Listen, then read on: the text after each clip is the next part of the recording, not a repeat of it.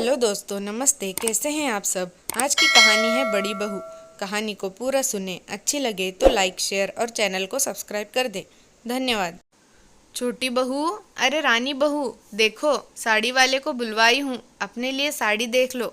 बड़ी बहू, बहू तुम्हें भी देखना है तो देख लो। अब जितना गुड़ डालोगे उतना ही अच्छा सामान मिलेगा।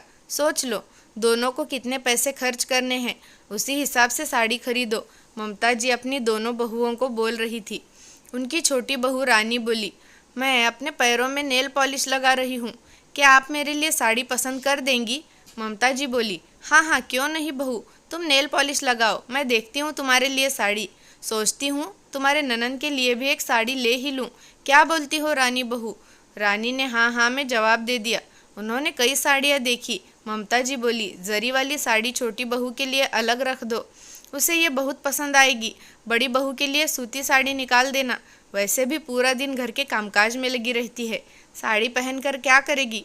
छोटा बेटा इंजीनियर और बड़ा बेटा शिक्षक था, तो वैसे ही दोनों की तनख्वाह भी थी। ममता जी के पति ने बड़ा घर बनवाया था, तो सभी एक ही घर में रहते थे। एक रोज़ सास बोली, सुबह का नाश्ता बड़ी बहू बना लिया करेगी, वो सुबह जग जाती है। छोटी बहू को सुबह जागने में दिक्कत होती है, तो क्यों उसे परेशान करना। रिया शांत स्वभाव की थी, तो वो ज़्यादा कुछ बोलती नहीं थी, बस चुपचाप सर झुकाकर आज तक सुनती ही आई थी। एक रात थकान की वजह से रिया की तबीयत खराब हो गई थी, तो सुबह का नाश्ता नहीं बना पाई। तो सास बोली, क्या बड़ी बहू, हर बार का यही झमेला है, किसी महीने तुम बिना बीमार हुए नहीं रहती हो, फालतू में अनिल यानी बड़ा बेटा कम कमाता है और उसका खर्चा बढ़ा देती हो। रिया दुखी होकर बोली, माँ जी मैं अपनी मर्जी से बीमार नहीं होती हूँ, शरीर पर अपना बस चलता तो नहीं है कि जब मैं चाहूँ बीमार हो जाऊँ। इस हालत में भी घर के काम तो मुझे ही करने पड़ते हैं, कौन सा मेरी कोई सहायता कर देता है। सास मुंह बनाकर बोली, तुम अपनी तुलना रानी बहू से मत किया करो, उसका पति ज़्यादा कमाता है कि उसके लिए नौकर रख दिया है। अब तुम्हारा पति कम कमाता है तो तुम्हारे हिस्से का काम तो तुम्हें ही करना होगा। अब क्या तुम अपने काम मुझसे करवाना चाहती हो। रिया बोली, माँ जी दोनों बेटे तो आपके ही हैं, कोई कम कमाता है और कोई ज़्यादा कमाता है, तो क्या ममता भी उनके लिए कम और ज़्यादा होती है। कम या ज़्यादा कमाता आपका बेटा है, फिर बहुओं में अंतर क्यों। एक रोज़ पोतों और अपने बेटों के बचपन की बातें चली, तो ममता जी ने रानी को मजाक में कुछ कहा। उसने सास को 4 बातें सुनाई और वहाँ से उठकर अपने कमरे में चली गई, ये कहते हुए कि मैं आराम करने जा रही हूँ, मुझे कोई परेशान ना करे। इधर ममता जी रिया को सुनाकर बोली, तुम्हारे बेटे जब बड़े हो जाएंगे और जो तुम्हारा खर्चा उठाएगा, देखना तुम उसी की तरफ से ज़्यादा झुकी होगी। छोटी बहू भले ही मेरी सेवा नहीं करती, परंतु मेरी बेटी को आए दिन उपहार देती रहती है, मेरे नाती नातिन के लिए ऑनलाइन उपहार भी भेजती है, ये क्या कम बात है। रिया मुस्कुराकर बोली, उसके लिए आपको वो 4 बातें भी सुना देती है, फिर भी छोटी बहू और छोटा बेटा आपके लिए प्यारा है। माँ जी, क्या जब बच्चे पैदा करती है माँ, उस वक्त किसी में दर्द कम या किसी में ज़्यादा होता है। इतना कहकर रिया वहाँ से चली गई। पास में ममता जी के पति अखबार पढ़ रहे थे।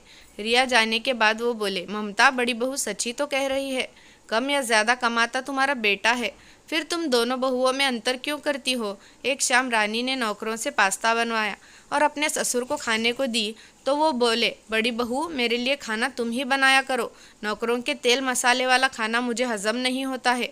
अपनी सास को खाने दो ये पास्ता और पोहा, मेरे लिए 2 रोटी बना दिया करो, मुझे इसी में खुशी मिलती है। ये बात रानी को बुरी लगी और वो 2 बातें सुनाकर चली गई। बहू के जाने के बाद ममता जी अपने पति को बोली, जब शरीर गिरेगा तब आपको पैसे वाले बेटे का महत्व समझ में आएगा, तब आपकी लाडली बहू आपके काम नहीं आएगी। वह बोले, जब बेटों को मैं पढ़ा रहा था तो दोनों में ये सोचकर नहीं पढ़ाया कि आगे चलकर मेरी सेवा कौन करेगा।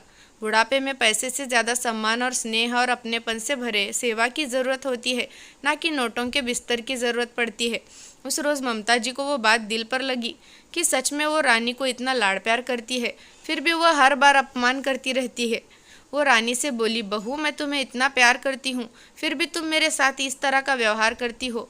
बड़ी बहू ने आज तक मुझसे ऊंची आवाज़ में बात तक नहीं की होगी। वो बोली, माँ जी आप मुझे कितना प्यार करती हैं ये मैं जानती हूँ, मेरा पति ज़्यादा कमाता है तभी आप मेरे आगे पीछे घूमती है, वरना भाभी आपकी इतनी सेवा करती है, फिर भी आप उन्हें 4 बातें सुनाती हो। मैं भाभी की तरह नहीं हूँ कि आपकी फिजूल की बातें सुनकर सहती रह जाऊँगी।